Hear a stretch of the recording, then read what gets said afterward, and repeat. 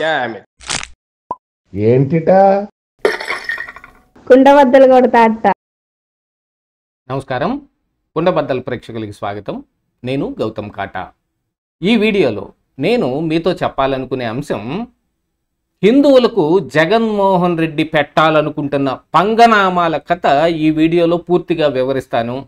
నిన్న మొన్నటి దాకా పాస్టర్ ప్రవీణ్ మరణం వెనుకున్న మిస్టరీ ఏమిటి అని ఈ వైఎస్ఆర్ కాంగ్రెస్ పార్టీకి సంబంధించిన ఒక పాస్టర్ అయిన జాన్ బెన్నీ లింగం కానీ మరికొంతమంది పాస్టర్ల సహాయంతో హత్య అని చాలా పెద్ద ఆర్భాటం చేసి నిన్న వాళ్ళని పోలీసులు విచారణకు పిలిస్తే మా దగ్గర అట్లాంటి ఆధారాలు ఏమీ లేవు, నేనేదో ఆవేశంలో చెప్పాను తప్ప నా దగ్గర సమాచారం ఏమీ లేదు అని చెప్పి ఈ రోజున అసలు హిందూ ధర్మ పరిరక్షకుడు ఎవరైతే ఉన్నారో అది కేవలం వైఎస్ జగన్మోహన్ రెడ్డి అని వాళ్ళ సోషల్ మీడియా నిండా ప్రచారం చేసుకునే ఈ పనిని ఎందుకు ఇప్పుడు తీసుకోవాల్సి వచ్చింది?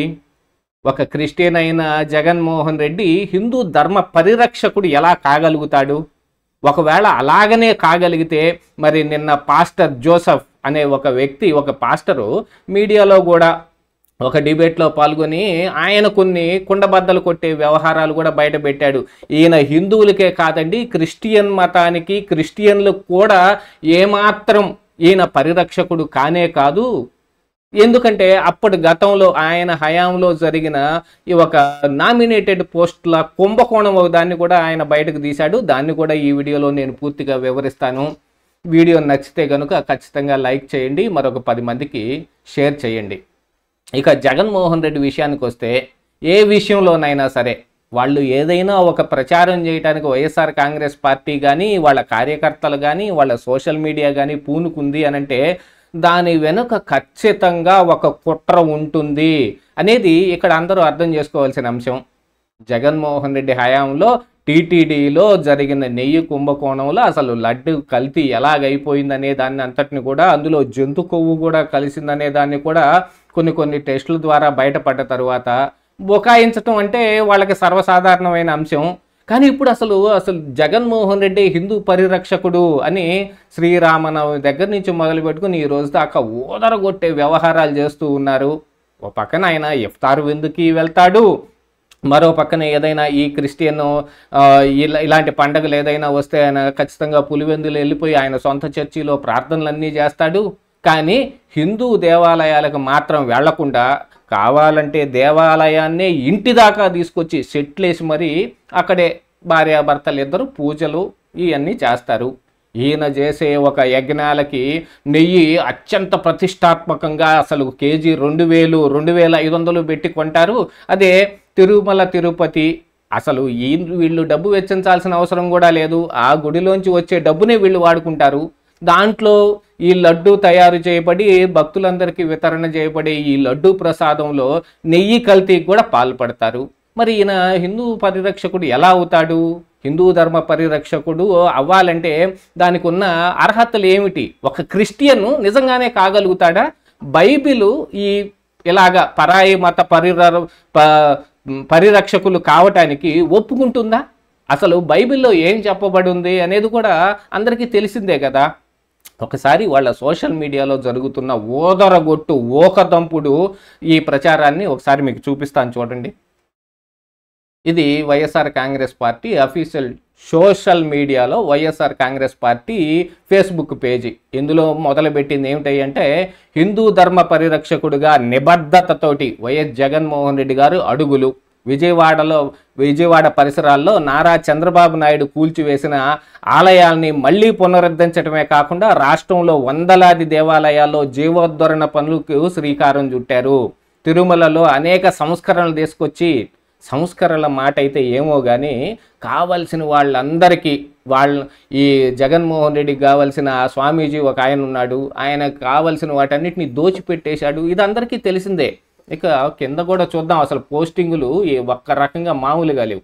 హిందూ ధర్మ పరిరక్షకుడు వైఎస్ జగన్మోహన్ 2014-19 మధ్యలో చంద్రబాబు హయాంలో దోపదీప నైవేద్యాల పథకాలకి 1600 ఆలయాలు పరిమితం చేయగా, అనంతరం వైఎస్ జగన్ ప్రభుత్వం 5835 ఆలయాల్లో అమలయ్యేలా చర్యలు తీసుకుంది వైఎస్ఆర్సీపీ ప్రభుత్వం.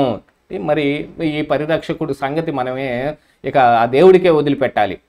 ఇలాగనే అసలు చూడండి, ఒకే అంశం మీద ఎన్ని రకాలైన పోస్టర్లు వేశారు అని అంటే, హిందూ ధర్మ పరిరక్షకుడు వైఎస్ జగన్మోహన్, హిందూ ధర్మ పరిరక్షకుడు వైఎస్ జగన్.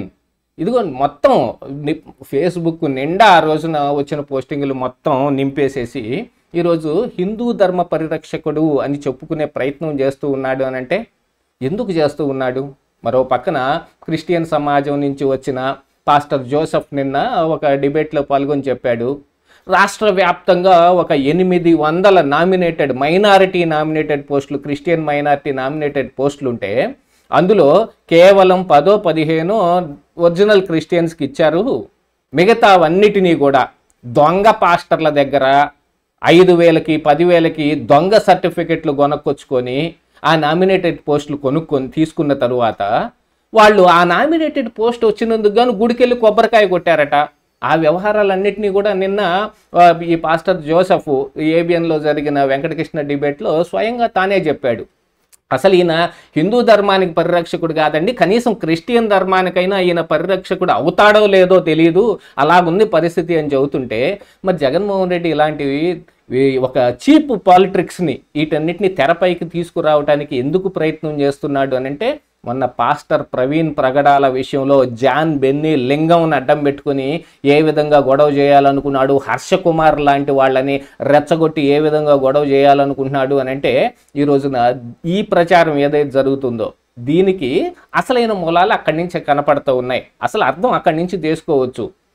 ఈ రాష్ట్రంలో ఈ హిందూ లేకపోతే క్రిస్టియన్ ముస్లిం ఈ మతపరమైన గొడవల్ని రెచ్చగొట్టి అసలు కూటమి ప్రభుత్వం అధికారంలో ఉంటే, అంటే కూటమిలో బీజేపీ కూడా కలిసి ఉంది కాబట్టి, బీజేపీ ఎక్కువ హిందూ మతతత్వ పార్టీ అనే పేరుంది కాబట్టి మతపరమైన గొడవలు జరగటానికి ఇలాంటి ఆస్కారం ఉంది, అందుకని వీళ్ళని తీసి పక్కన పెట్టండి అని జగన్మోహన్ రెడ్డి ఒక విచిత్రమైన ప్రచారం.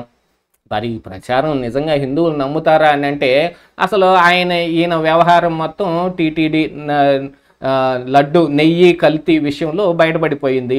మరి కోర్టులో ఏం తేలిద్ది, నిజంగా ఆధారాలు ఏమొస్తాయి అనేది తీసి పక్కన పెడితే, హిందూ సమాజం మొత్తం అసలు ఆంధ్రప్రదేశ్ రాష్ట్ర ప్రజానీకం ప్రజా కోర్టులో జగన్మోహన్ రెడ్డి దోషిగా నిలబడాల్సిన పరిస్థితులే వచ్చాయి. వీటన్నిటినీ కూడా చూసుకున్న తరువాత జగన్మోహన్ రెడ్డి ఇలాంటి వాటన్నిటికీ తెరతీస్తున్నాడనంటే దాని వెనక ఖచ్చితంగా కుట్ర ఉంది అని అనుకోవాల్సిన అవసరం లేదా? ఇలాంటి కుట్రలన్నిటినీ ఇదే కాదు ఇంకా ముందుగా ఎన్ని తీసుకొస్తారో తెలియదు. ఆల్రెడీ ఈ పాస్టర్ ప్రవీణ్ మరణం యాక్సిడెంటా హత్య అనే విషయంలో విచిత్రమైన ప్రచారాలతోటి పాస్టర్లు మొత్తం అశాంతి రేపే విధంగా, ఇంకా వాళ్ళ మాటలు కొన్ని చూస్తూ ఉంటే అసలు మొత్తాన్ని ఊచకోత కోసేస్తాం అని చెప్పి తర్వాత వచ్చి నేను ఆవేశంలో మాట్లాడాను అని అంటే ఆయన ఖచ్చితంగా అరెస్ట్ చేయాల్సిన అవసరం ఉందా లేదా? వాళ్ళు అసలు పాస్టర్ వృత్తికి తగుతారా? అలాంటి వాళ్ళందరినీ ప్రోత్సహిస్తూ జగన్మోహన్ రెడ్డి ఆడబోతున్న ఒక విచిత్రమైన డ్రామాని ఆంధ్రప్రదేశ్ రాష్ట్ర ప్రజలు మొత్తం అర్థం చేసుకోవాల్సిన అవసరం ఉంది. ఇదే ఈరోజు కుండబద్దలు.